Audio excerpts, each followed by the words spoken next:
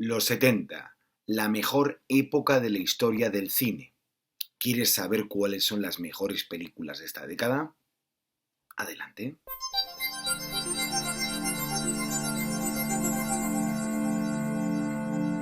Muy buenas amigas y amigos de Cine vs Pelis. Lo primero que quiero decir ante todo es pediros disculpas por este tiempo de ausencia. Ha pasado más de un año desde el último programa que hemos publicado, pero es que me han pasado muchas cosas.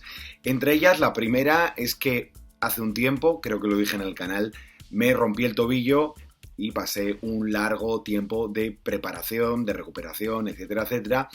La segunda, que es que he rodado una película en medio, que ya os contaré sobre ello, y la tercera es que estreno mi próximo largometraje en cines el mes de septiembre. Pero bueno, esto ya os contaré un poquito más adelante. Y para disculparme y preparar el retorno que tenemos de Cine vs Pelis, se me ha ocurrido que la mejor manera es hacer un ranking de para mí la mejor época de la historia del cine, que son los años 70, las 100 mejores películas de esta época. Lo primero que hay que decir respecto a los rankings es que no vamos a estar de acuerdo en todo, pero lo intentamos hacer con la mayor objetividad.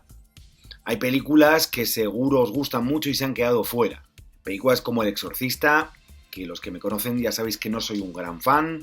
Se ha quedado fuera Jan Dielman, la mejor película de la historia según Siren Sound. Días del cielo, La conversación, El espejo, Sonata de otoño, Novecento, El último tango en París, sí he dejado fuera a Bertolucci. Alguien voló sobre el nido del cuco, o muchas otras que igual os ocurren a vosotros y que nos podéis comentar, sobre todo ya de cara al segundo vídeo. Lo siento, no se puede contentar a todo el mundo. Pero es que tenéis que saber que nuestra lista inicial ha sido de 200 películas y hemos tenido que cortar por lo sano. Ha sido un arduo trabajo viendo películas, sobre todo reviendo películas durante varios meses para poder hacer este ranking más o menos definitivo. Películas que tenía más frescas, menos frescas, etc. Y se han intentado atender a ciertos criterios. El primero, la calidad de los films. Segundo, el poder de innovación. Tercero, la influencia sobre películas que han venido después. Y cuarto, además del gusto personal, obviamente, porque es una lista que intenta ser objetiva, pero también tiene una parte subjetiva. Pero volvemos a decir que los criterios mayormente son objetivos. Hoy veremos la primera parte de esta clasificación, películas que van desde el número 100 al 51. Y por supuesto lo haremos en orden ascendente. Y sin más dilación, comencemos. Espera, antes de nada, es muy importante para nosotros. Cada vez somos más suscriptores, ya superamos los 1000, pero te pedimos por favor que te suscribas, porque es importante para nosotros para poder seguir haciendo este canal, ya que a mí me cuesta tanto compaginarlo con mi vida, con mi profesión. Esta es una manera de apoyarlo.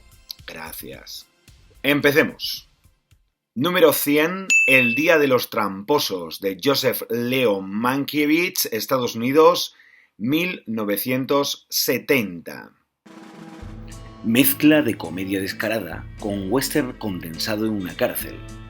Mankiewicz, siempre muy hábil con los diálogos, ofrece un curioso film con ciertos toques shakespearianos burlones.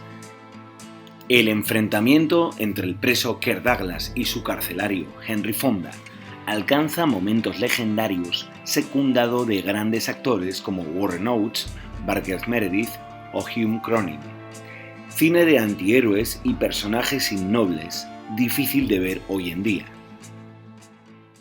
Número 99.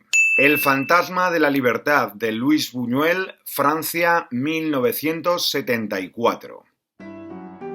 La película más loca de Buñuel, si tal cosa es posible. Una mezcla de varias historias de humor surrealista en las que se alternan una invasión napoleónica a la Catedral de Toledo con el falso secuestro de una niña o la de un hombre que en su habitación ve animales que entran sin previo aviso. Una coctelera avant-garde donde Buñuel, 50 años después de Perro Andaluz, sigue siendo el más moderno y provocador de los directores de su generación. Número 98. Gato conoce al asesino, de Robert Benton, Estados Unidos, 1977. El ocaso del cine negro. Bien es cierto que este género muere en el 58 con Set de Mal. Las películas posteriores, llamadas neo-noir, han ido evolucionando a contar esas historias policíacas adaptados a los tiempos actuales, y en este caso lo que crea Robert Benton es una despedida del género, con un detective viejo, el fantástico Art Carney, que debido a la escasez de trabajo acepta el encargo de encontrar un gato perdido, mientras también encuentra crímenes a su paso. Una película a descubrir que sirve casi como epílogo realista de tiempos mejores. Número 97. Los duelistas de Ridley Scott, Reino Unido, 1977. El debut de Ridley Scott es una estilizada película ambientada en las guerras napoleónicas, por las cuales dos militares, Harvey Keitel y Keith Carradine, viven en un permanente duelo que dura años sin saber cuál es el origen de este. Influido por la gran estela que dejó Barry Lyndon, es de una belleza y un misterio que su autor apuntalaba en este primer trabajo. Un gran ejercicio de estilo. 96. El amargo deseo de la propiedad de Elio Petri, 1975, Italia. Si hay un director que aúna el cine político con la originalidad en sus propuestas, ese es Elio Petri. Además de la crítica política social, siempre mezcla buenas dosis de humor. En este caso cuenta el enfrentamiento entre un empleado de banca que tiene alergia al dinero y el carnicero potentado del barrio, que con dinero compra todas sus variadas necesidades y caprichos. Divertida, innovadora, con un pletórico Ugo Tognazzi. 95. Bienvenido Mr. Chance, de Hal Ashby, 1979, Estados Unidos. Un director de la contracultura en la época era Hal Ashby, capaz de hacer desenfadados y críticos retratos de los Estados Unidos con facilidad. Aquí lo hace sobre la política norteamericana por medio de Chance, con el mejor Peter Sellers, que interpreta a un retraído jardinero que es confundido con un gran estadista y a la vez confunde a políticos por su callada presencia, con la que va ascendiendo en el partido. Una nueva versión del traje nudo del emperador de Andersen, un caramelo envenenado que hay que tragarse. 94. El amigo americano de Werner Herzog, Alemania, 1977. Libre adaptación de la novela de Patricia Highsmith y el personaje de Tom Ripley, en la que éste soborna a un enfermo terminal para que cometa una serie de crímenes a cambio de dinero para su familia cuando éste muera. La europeización del thriller que marcó estilo a cargo de un Wim Wenders en estado de gracia, ofreciendo un universo frío y pausado. Bruno Ganz, actor fetiche del director, está fantástico, y Dennis Hopper, bueno, ofrece su peculiar e icónica versión del personaje de Ripley. 93. Esta es una pequeña trampa porque eso es un telefilm, pero su trascendencia ha hecho que la convertamos en una película. Se trata de El diablo sobre ruedas, de Steven Spielberg, 1971, Estados Unidos. El telefilm más importante que han dejado los Estados Unidos. De hecho, debido a su éxito, se terminó por estrenar en cines, y por eso está en esta lista. Y dio paso a uno de los mejores directores de todos los tiempos, Steven Spielberg. La persecución sin cuartel de un camión en el que nunca vemos a su conductor, a un hombre normal que hace un viaje en un coche, en teoría rutinario. Thriller hitchcockiano que con poco argumento nos mantiene en tensión durante hora y media. Una película innovadora que confirmó el talento del que precisamente iba al volante. 92. Suspiria, de Dario Argento, Italia, 1977. Dario Argento es el máximo exponente del giallo, el género de terror renovador que se dio en Italia en aquella época. La colorida estética al servicio de la trama y de los sobresaltos es un puro ejercicio de estilo, donde aquí la trama es secundaria en comparación con todo el despliegue visual, efectista o musical que vemos en la película, que acompaña a Jessica Harper en una residencia de señoritas y los misteriosos crímenes que allí se suceden. Muy disfrutable. 91. Asesinato en el Orient Express de Sidney Lumet, 1974, Reino Unido. Adaptación de la famosa novela de Agatha Christie a cargo de uno de los directores más importantes, Sidney Lumet. Reparto fastuoso con Ingrid Bergman, Lauren Bacall, Sean Connery, Anthony Perkins, Vanessa Redgrave, Jacqueline Bisset, etc., y donde el famoso detective Hércules Poirot es interpretado por el gran Albert Finney. Es de un clasicismo moderno que solo podía darse en esa época, donde un proyecto de encargo, una superproducción como esta, es un magnífico ejemplar de película de misterio. La mejor adaptación, sin duda, de la escritora británica. 90. Furtivos de José Luis Borau, España, 1975. La llamada película de la transición española es un fiel exponente de la calidad de la década en nuestro país, para contar esas historias desgarradas y crudas que hoy parecen bien lejos de hacerse.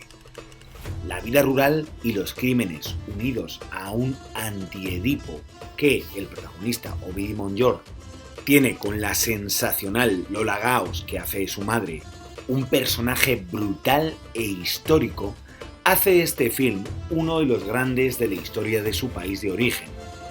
Películas actuales como Asbestas tienen a esta como referencia, pero Furtivos llega donde no llega ninguna, a mostrar la violencia descarnada y sin cortafuegos.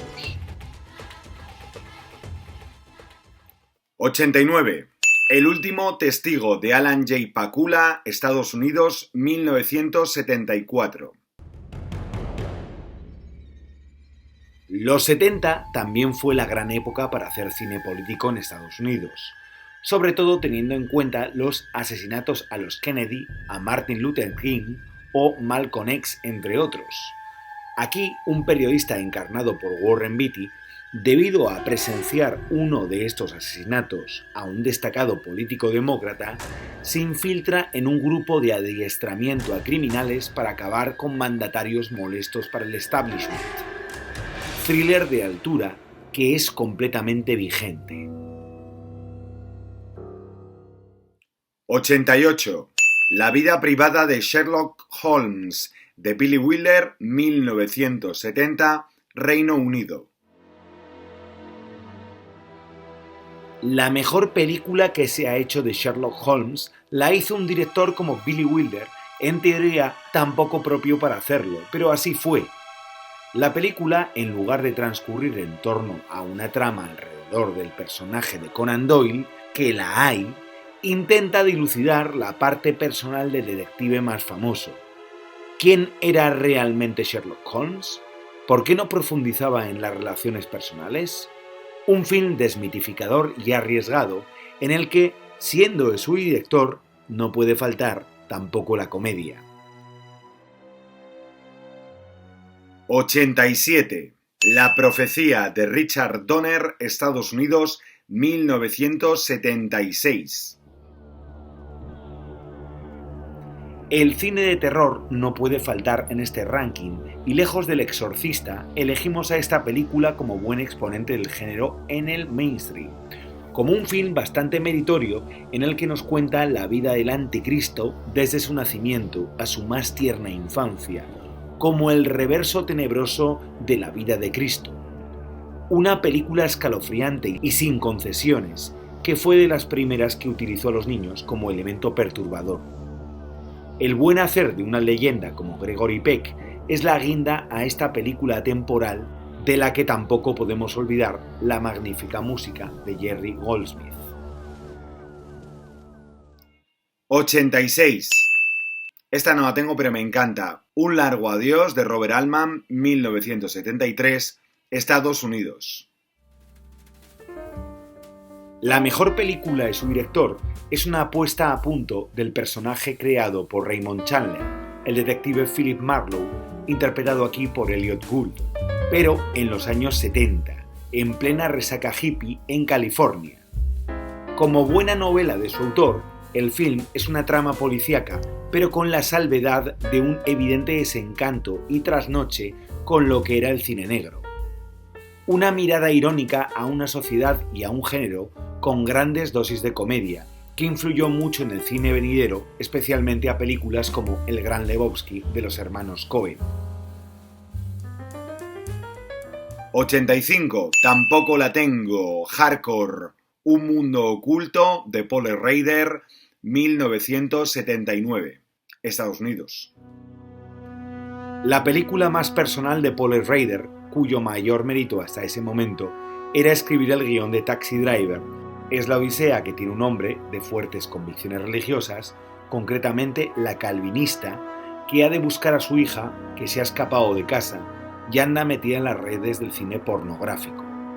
Este recorrido hará que este hombre, interpretado por George C. Scott, tenga que replantearse sus creencias más recalcitrantes. Una especie de remake de Centauros del Desierto de John Ford, ambientada en el cine porno, que es tremendamente impactante. Vista hoy, cuesta creer que se haya hecho. 84. Esta la tengo, pero sospecho que alguien me la ha robado. ¿Quién puede matar a un niño? De Narciso Ibáñez Serrador, 1976, España. Un film reivindicado recientemente por directores como Quentin Tarantino. Historia muy atípica de terror en la cual unos turistas en una isla comprueban que la población adulta se encuentra ausente y el motivo es que ha sido asesinada por los niños allí presentes. Un thriller sobrecogedor que además es crítico con la educación que procede de la inagotable mente de Chicho Ibáñez Serrador, que hizo poco cine, pero el que hizo es de muchos quilates, y además en la España de la transición. 83. Infierno de cobardes de Clint Eastwood, Estados Unidos, 1973. El primer western de Clint Eastwood como director es un estupendo ejemplo crepuscular de cómo los 70 tenían que afrontar este género. Un pistolero interpretado por el propio Clint, haciendo un papel bastante cercano a los que hacían los spaghetti westerns, llega a un pueblo, en teoría indefenso, donde le solicitan que les proteja de otros pistoleros que vienen temporalmente a saquearles. Este, de pocas palabras, acepta y comienza a tiranizar a los locales sin motivo aparente. Poco a poco se va tornando en un film casi de terror, de las mejores películas de su director. 82. El seductor de Don Siegel, 1971, Estados Unidos. Seguimos con Clint Eastwood, esta vez como actor, en la fructífera relación que tuvo con el director Don Siegel. Un desertor del ejército yanqui en la Guerra Civil Americana va a parar malherido a una escuela de señoritas donde es cuidado por estas mujeres que no conocen varón. A medida que éste se recupera, seduce a varias de las mujeres enfrentándolas entre sí, terminando en un amargo thriller que explora muy bien la psique humana. Una película no tan conocida, pero que es una auténtica joya. La noche americana de François Truffaut, Francia, 1973. Mirad qué edición francesa más bonita. La película de metacine por excelencia. El rodaje de una película visto desde dentro a través de las historias que ocurren entre los actores, el director y el resto del equipo en general. Una comedia naturalista que utiliza con sabiduría los postulados de la Nouvelle Vague para mostrar, como ninguna otra, este mundo que los que pertenecemos a él nos vemos bien identificados y representados de una manera cínica e irónica, pero con mucha inteligencia. Truffaut dirige e interpreta quizás su mejor película, que como nota curiosa, él mismo hace el director del film que vemos que están rodando.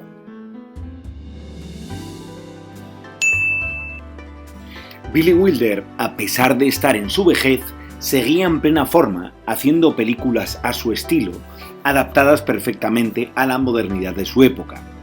En esta ocasión cuenta la historia de un empresario norteamericano, interpretado por el genial Jack Lemmon, que viaja a Italia para buscar el cadáver de su padre, recientemente fallecido. Allí descubre que su progenitor tenía un affair con una mujer cuya hija está en el mismo hotel por los mismos motivos. Una película moderna, de mentalidad abierta, fuera de convencionalismos, fresca y original. Como diría Fernando Trueba, gracias Billy.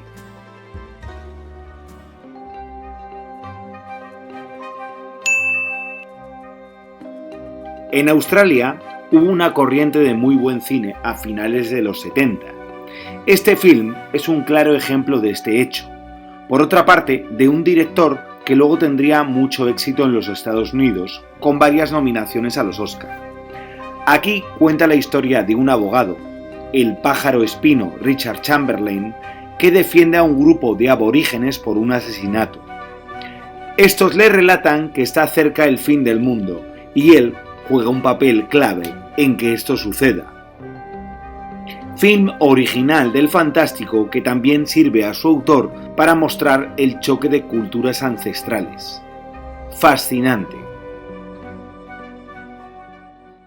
78.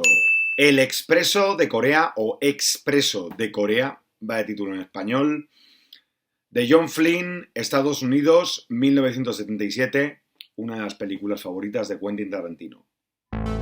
77. Carga Maldita, de William Friedkin, Estados Unidos, 1977. Libre remake del film El salario del miedo de Clouzot, a cargo de uno de los grandes directores de la época, el tristemente y recientemente fallecido William Friedkin. Es la historia de un grupo de renegados buscados en sus países de origen que al encontrarse ocultos en Sudamérica se ven abocados al trabajo de transportar unos camiones que llevan explosivos muy peligrosos a través del Amazonas. Película electrizante que, tomando como referencia a Werner Herzog y la propia película original, la traduce en el talento de su director, mezclando varios géneros con el protagonismo de Roy Scheider y el fascinante Paco Rabanne. A pesar de que fue denostada y un gran fracaso, a nosotros nos parece una gran película que debe estar en esta lista. 76. Rojo Oscuro, de Dario Argento, Italia, 1975. Obra cumbre del giallo a cargo de su director más representativo. Los asesinatos en Roma de un asesino en serie, con crímenes al alcance de cualquier psicópata sin muchos recursos, que era una de las máximas del subgénero, hace que los asesinatos sean con utensilios que uno pueda encontrarse en su domicilio. Teatralidad pura y forma a cargo de Argento, con la imborrable música de Goblin. Protagonizada por David Hemmings, el actor de Blow Up de Antonioni, sirve a la vez como referencia cinéfila. Un ejercicio de estilo denostado durante mucho tiempo, pero que conviene llevar al lugar que le corresponde. 75. Malas Tierras, de Terrence Malick, Estados Unidos, 1973. El debut de uno de los directores más interesantes de los últimos 50 años es la historia de un asesino en serie, Martin Sheen, que provoca cierta simpatía en su relación con la adolescente Sissy Spacek, a la vez narradora de la historia, como en su travesía ingenua acompañando a este joven. Vemos actos irresponsables más como algo irreflexivo, propio de la exclusión social. Su sencillez complicada, además de su gran naturalismo, la convierte en un clásico. Es lírica e inquietante. 74. Tristana, de Luis Buñuel, España, 1970. Tengo una edición de Luis Buñuel que aquí aparece, Tristana.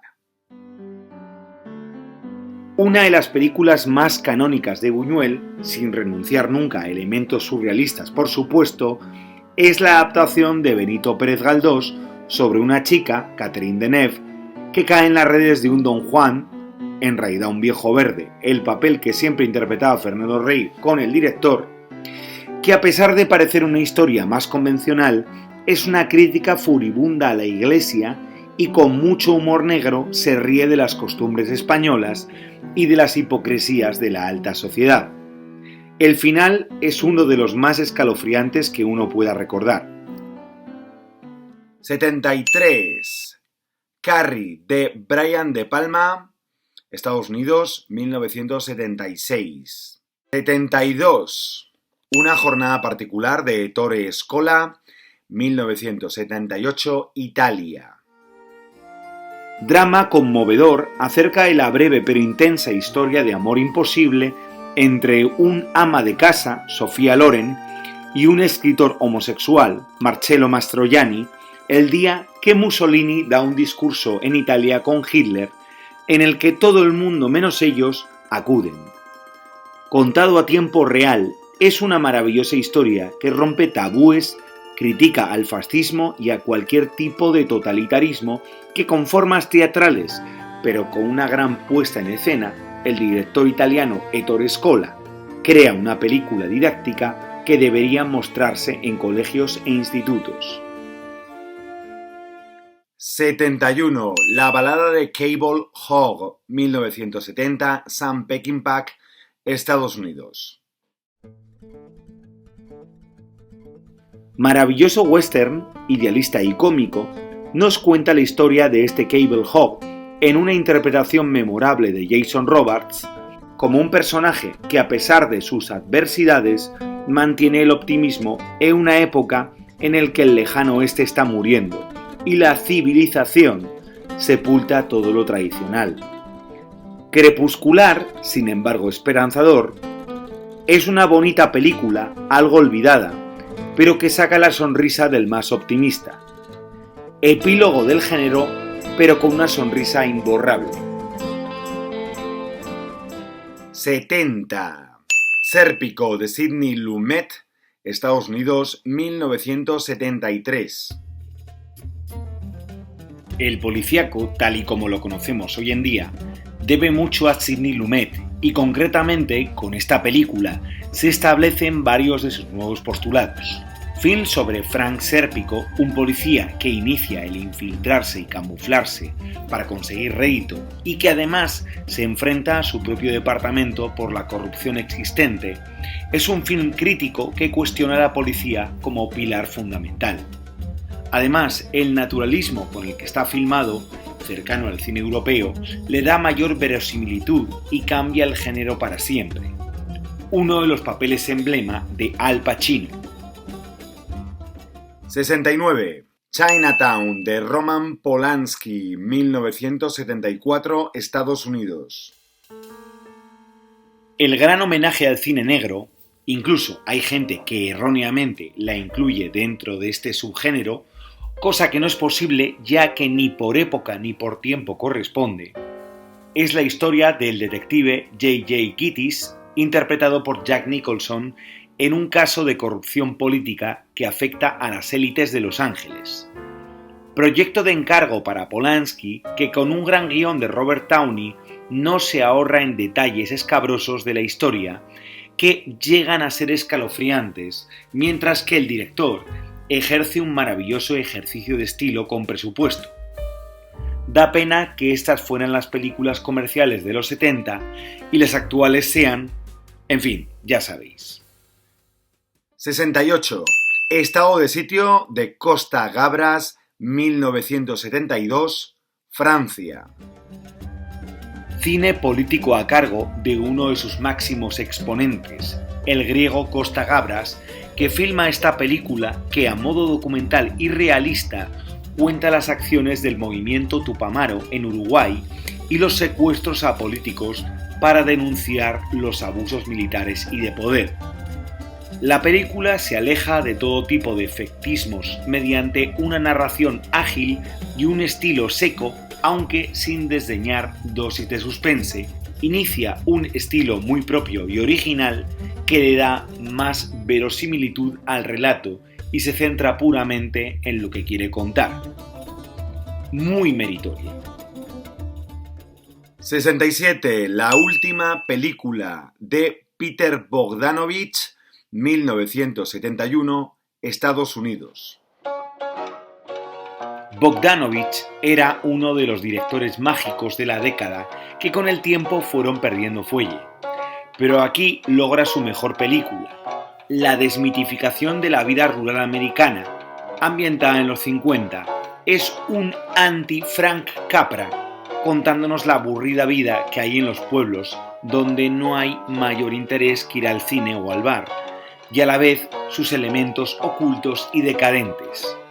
Un retrato humano descorazonador, centrado en los jóvenes del lugar, aquí encarnados por el genial Jeff Bridges en años mozos y la radiante presencia de Cybill Shepherd.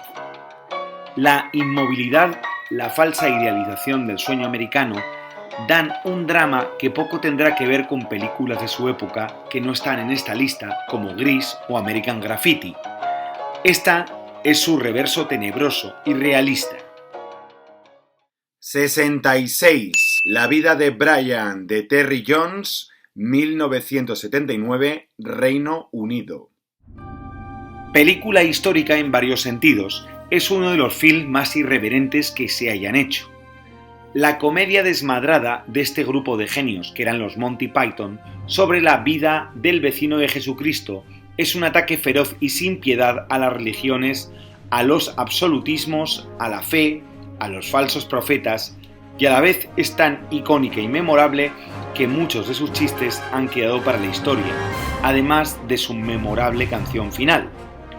Una película que costó mucho sacar adelante por el rechazo que provocaba y la posterior censura que vivió en muchos países, que tuvo que contar con la ayuda en la inversión del Beatle George Harrison para que esta viera la luz, donde nos demostró que la crucifixión no era lo peor que podía pasarnos. Ya sabéis, siempre mira el lado luminoso de la vida. 65. Está con el precio. La matanza de Texas, de Top Hooper, 1975, Estados Unidos. El primer slasher de la historia y una de las películas indies más destacables jamás hechas. Funciona como película de terror sin efectismos, muy europea y a la vez explora el miedo a lo oculto en ambientes rurales. De una crudeza sobrecogedora, nos mete en la piel del grupo de personas que paran en la casa equivocada sin posibilidad de defenderse y muestra la violencia con cierto realismo de manera que es muy escalofriante. Crea a la vez uno de los mejores y más icónicos personajes de la historia del cine. Leatherface con su sierra mecánica. Tremendamente influyente, aunque sus influencias están muy por debajo de esta. Original y grotesca. 64. Perros de paja, de Sam Peckinpah, 1971, Reino Unido.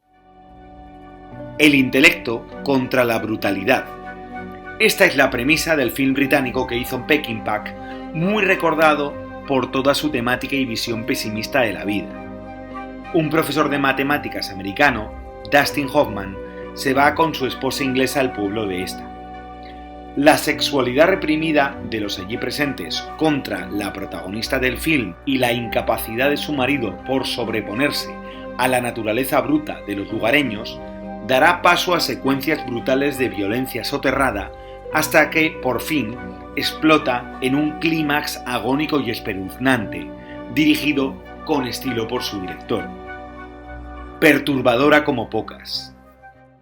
63. Cabaret, de Bob Fosse, 1972, Estados Unidos.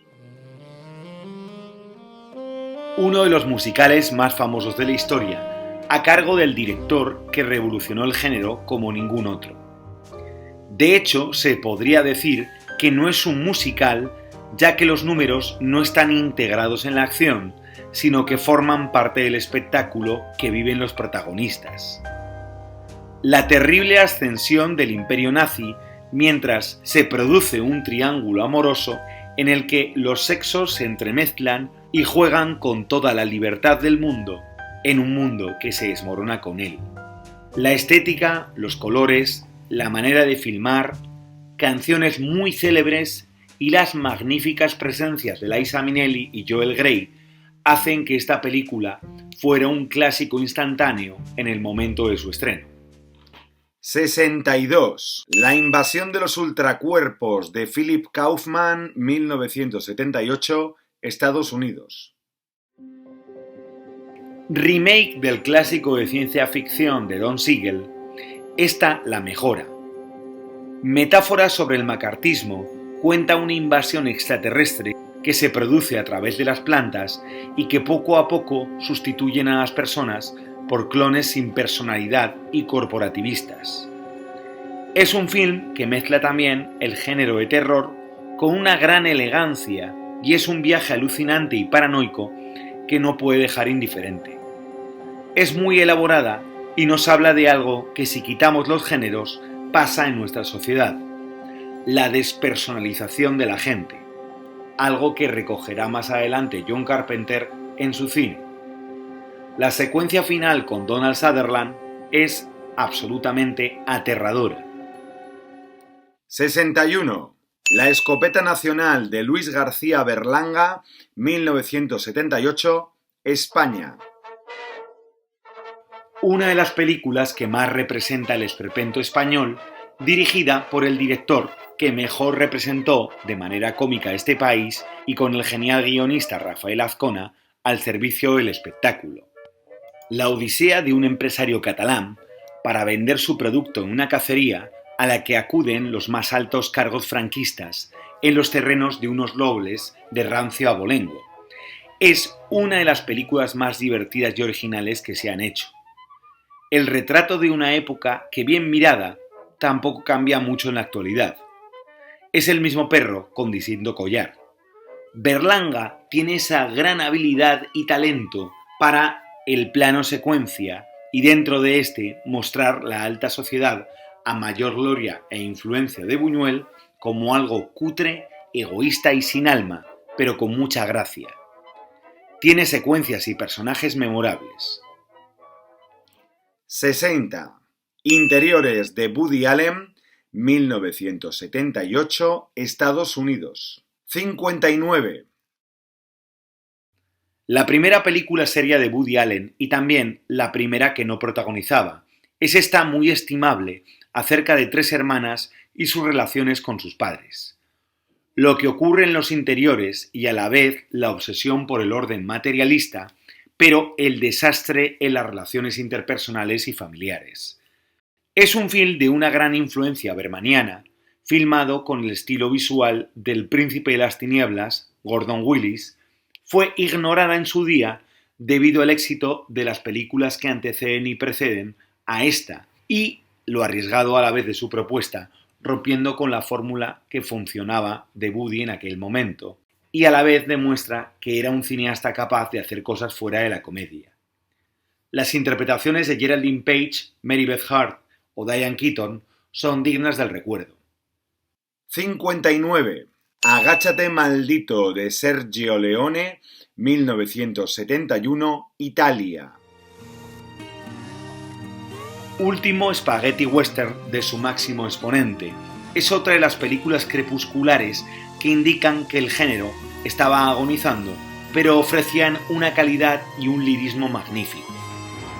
Cuenta las desventuras de un bandido mexicano y de un guerrillero del IRA, especialista en explosivos, en medio de la Revolución Mexicana, perseguidos por alemanes prenazis que van en tanques. Un delirio genial, con las formas únicas e innovadoras de Leone, hacen que sea una película divertida, imaginativa, que profundiza en la amistad, la traición y las libertades, con Rod Steiger y James Coburn como protagonistas antagónicos, con las geniales melodías de Ennio Morricone de fondo. Crítica con la Revolución, fue una película denostada, pero hoy en día es un film que, aunque menor de Sergio Leone, es impactante y bello al mismo tiempo. 58. La huida de Sam Peckinpah, 1972, Estados Unidos. Peckinpah aportó una serie de obras maestras rotundas en los 70. Aquí cuenta la historia de Steve McQueen y su mujer, también lo era en la vida real Ally McGraw, en su huida de la justicia y de la mafia. En realidad es un MacGuffin para hablar de las infidelidades matrimoniales y de la poca fe y quizás misoginia de su director. Y a pesar de esto es un thriller electrizante, de los que sentaron las bases del género policíaco en los 70, y el cine aún es hoy deudor. Amarga y profunda es un vehículo perfecto, donde dos estrellas se lucen contando una historia que tiene acción, suspense y una reflexión que, aunque un tanto pesimista, da cierto toque de esperanza. 57. La clase obrera va al paraíso de Elio Petri, 1972, Italia. Cine político de Petri que denuncia las pésimas condiciones laborales de los obreros en una fábrica donde poco más o menos son tratados como borregos y se centra en el esquirol del grupo, el maravilloso Jean-Marie Volonté, que hace aquí del favorito de los jefes, que por culpa de un accidente en el que pierde un dedo se vuelve el más revolucionario de todos. Con mucho humor, como es propio de su director, sitúa al individuo como incapaz de hacer frente al poderoso debido a su facilidad para entrar en conflictos con el de su misma condición. Es una visión muy cínica y pesimista del sindicalismo que ataca a los poderes fácticos, pero también a los oportunismos y al sistema que permite que perro coma a perro. Una película histórica que ganó la Palma de Oro en Cannes de aquel año. 56. Demons de Toshio Matsumoto, 1974, Japón.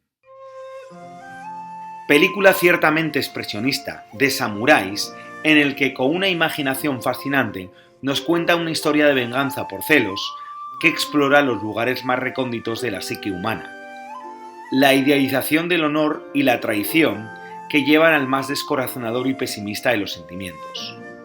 Rodada en blanco y negro, Matsumoto, que representa muy bien la nueva ola del cine japonés en la década, utiliza lo experimental para contar esta tragedia a caballo entre el thriller y el drama filosófico. Película a descubrir. 55. El fantasma del paraíso de Brian De Palma, Estados Unidos, 1974. La ópera rock es un subgénero dentro del cine musical que se puso muy de moda en los años 70 por medio de artistas como Andrew Lloyd Webber con Jesucristo Superstar. Era mezclar la música rock con su parte sinfónica de las partituras que acompañan a estas películas. Este film es el máximo exponente de este llamado subgénero en cuanto a calidad, a mayor gloria y talento de Brian De Palma, que osa con mucho atrevimiento y reverencia, y a la vez su maestría habitual, en mezclarlo con el fantasma de la ópera y tiene como resultado esta joya multigénero por el que transita también el terror y la comedia, homenajeando a clásicos del cine como Roger Corman. Una de las mejores películas de su director que hay que reivindicar. 54. Solaris de Andrei Tarkovsky, 1972, Unión Soviética, antigua Unión Soviética, hoy equivaldría a Rusia. Adaptación de la novela de ciencia ficción del autor polaco Stanisław Lem a cargo de uno de los autores más impactantes de la historia del cine. Fue la respuesta soviética al 2001 de Stanley Kubrick. Viaje al espacio, pero en este caso interior. Un astronauta que ha perdido a su mujer en su odisea se encuentra con su espectro y los conflictos que a la vez mantienen. Es tétrica, fantasmagórica, pero sin artificios, hace que sea muy profunda, y a pesar de las dificultades que ofrece el cine de Tarkovsky, que nunca da concesiones, es una emotiva reflexión sobre la humanidad, el amor y la naturaleza desconocida del universo. Tiene un pésimo remake a cargo de Steven Soderbergh, pero bueno, nada que ver con esta. 53. Alicia en las ciudades de Wim Wenders, Alemania, 1974. Road movie de un periodista que acompaña a una niña a encontrarse con su familia en la Alemania occidental de los años 70. Fuera de cualquier tipo de ñoñerías que caracterizan a este tipo de films, Wim Wenders filma su obra maestra en blanco y negro filmada por el gran Robbie Muller. Tiene un lirismo tremendo. No importa el objetivo, sino el camino, que es algo que debería de aplicarse al cine en general y al cine como imitación de la vida, alejado de golpes de efecto o de que toda causa tenga que tener su lógica consecuencia. Es existencialista y bella, un film que reflexiona y hace reflexionar de varias maneras ante lo que vemos. Una de las cumbres del cine alemán. 52. El rey del rodeo de Sam Peckinpah, 1972, Estados Unidos. Otra más de Peckinpah. La historia de Junior Bonner, un perdedor encantador, idealista, que otrora fuera una gloria del rodeo, es una bella metáfora acerca del triunfo y la derrota. Caras de la misma moneda y como alguien que las afronta con dignidad y heroísmos discretos. Las relaciones paternofiliales que penden de un hilo, a la vez que uno es el producto de todo lo que genera. Steve McQueen en aquella época se encontraba en estado de gracia y junto al genio que dirigía, elaboran una sencilla pero compleja cinta en torno al mundo del rodeo, su gran miseria y discreta gloria. Pura magia. Y 51, la última por hoy, Los Caballeros de la Mesa Cuadrada y sus locos seguidores de Terry Jones y Terry Gilliam, Reino Unido, 1974. La gran película de los Monty Python es un delirio genial acerca de los mitos del rey Arturo y el Santo Grial, que se ríe de todo y de todos, especialmente de las leyendas y la caballerosidad británica. De una imaginación y originalidad tremenda, es hilarante y asombrosa a partes iguales, consecuencias que además de ser icónicas, han pasado a formar parte de la cultura popular. Innecesariamente magnífica, profundiza para mostrarnos que profundizar lleva al más absoluto de los absurdos. La comedia de culto por excelencia. Y hasta aquí el programa de esta semana. Esperemos que os haya gustado mucho, estéis de acuerdo o no. Algo que es poco importante que estemos de acuerdo, ¿no? Lo más importante es que recordemos estas películas, que tengamos ganas de verlas, que descubramos algunas nuevas. Y es un poco lo que pretendemos desde este canal, difundir el cine y por supuesto celebrar el cine. Nos vemos dentro de poco en la siguiente entrega de Cine vs Pelis y ya sabéis, nos vemos en los cines.